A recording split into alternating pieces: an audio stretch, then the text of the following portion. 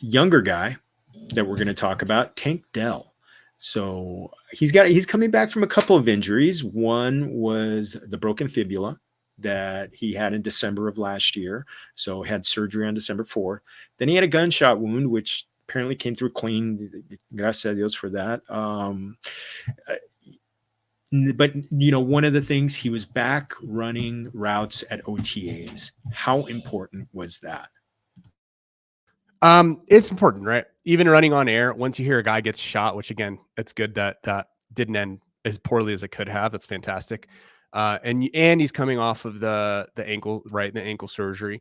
The fact that he's already running routes on air, that's a really good sign, right? That's a really good sign. I know last year, one of the misses that I had was Tony Pollard.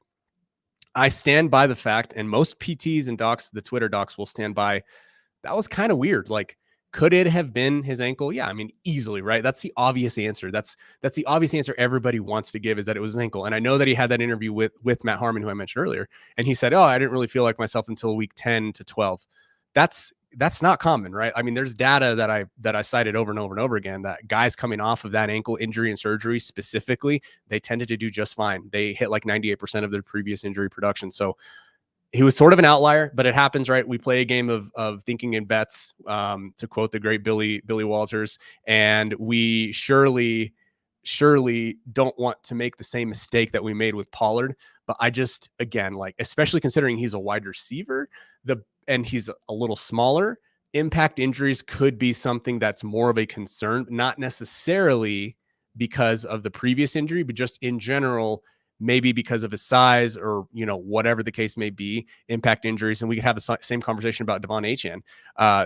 Maybe contact injuries are something that are going to pile up for him a little bit more quickly. There's a little bit more, there's a little bit more risk with him. But at the same time, you also have to look at the other factors like Nico Collins, Stephon Diggs. I mean, shoot, even Joe Mixon, right? Like, there's Schultz. A lot of Dalton Schultz, the great Dalton Schultz, Jason Witten reincarnate. There are so many different variables going into this offense, and I hate it. I hate this line, and we joke about it, and everybody jokes about it all the time. But I think most Texans I like better in best ball.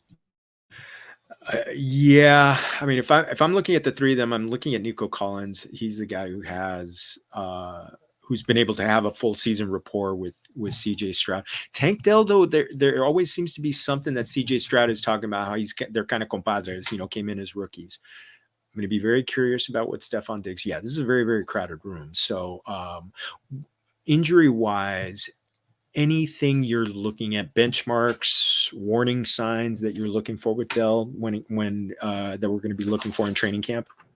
No, I mean, it's basically full steam ahead at this point. He's already running routes on air. He's doing a lot of the aerobic work that you want to see him doing by now. I unless there's like a setback or for whatever reason, it's all, full steam ahead for him right now.